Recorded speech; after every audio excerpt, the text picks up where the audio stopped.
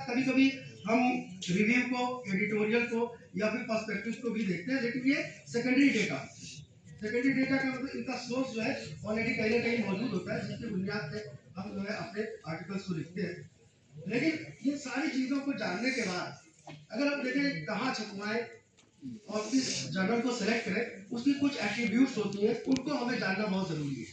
अगर सबसे पहले एट्रीब्यूट की बात करें तो साइंटिफिक रीगर है। साइंटिफिक रीगर का मतलब साइंटिफिकली वेदर वो जर्नल आर्टिकल्स, जिन आर्टिकल्स को पब्लिश कर रहा है उसको वो फॉलो कर रहा है या नहीं कर रहा है।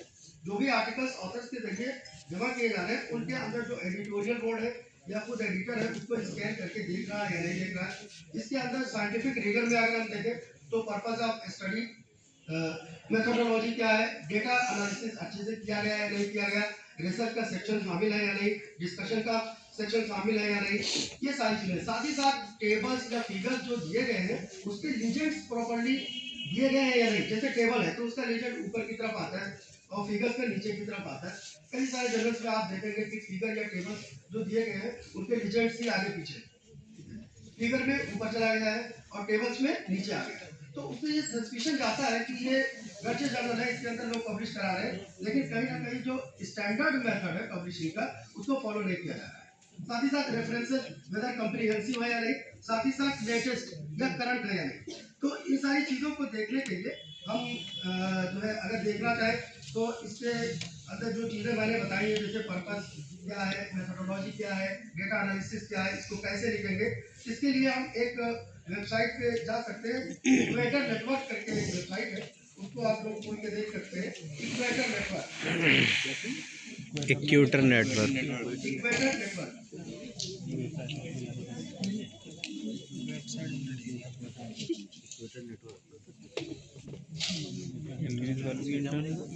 जितनी भी तरह की स्टडीज होती है उनके बारे में दो चीजें दी गई। एक तो चेकलिस्ट दी गई है। सपोज अगर आपने पेपर लिख लिया, पेपर लिखने के बाद आप उसको चेकलिस्ट कर सकते हैं, चेक कर सकते हैं वैसे वो चीज आपने शामिल की है या नहीं की है। साथ ही साथ डिटेल्ड इंफॉर्मेशन भी मिलती है इसके अंदर।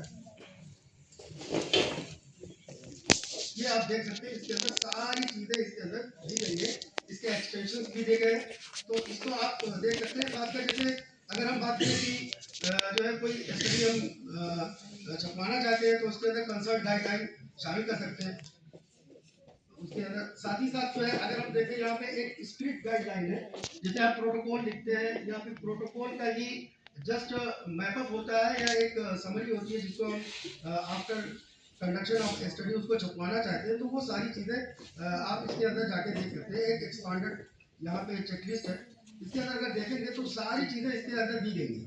जैसे टाइटल कैसे होना चाहिए, एब्स्ट्रैक्ट कैसे होना चाहिए, इसके अंदर ट्रायल का रजिस्ट्रेशन आपने कराया या नहीं कराया, जो है प्रोटोकॉल का प्लान आपका क्या था, डेटा शेयरिंग का प्लान आपका क्या है और फंडिंग कहाँ से हुई, ये सारी डिटेल्स इसके अंदर माइन्यूटली दी गई है, जिसको आप अपने पेपर के अंदर जो है पब्लिश के लिए भेजने से पहले पहले उनको आप शामिल करके देख सकते हैं कि कौन सी चीज मिसिंग है या नहीं मिसिंग है, उसको आपको शामिल। साथ ही साथ एक चेकलिस्ट है, इस चेकलिस्ट के जरिए से आप ब्रीफली देख सकते हैं। ये चेकलिस्ट है। अब ये चेकलिस्ट आप देख सकते हैं किस पेज पे आपने किस चीज को शामिल किया है, ये आप आसानी के साथ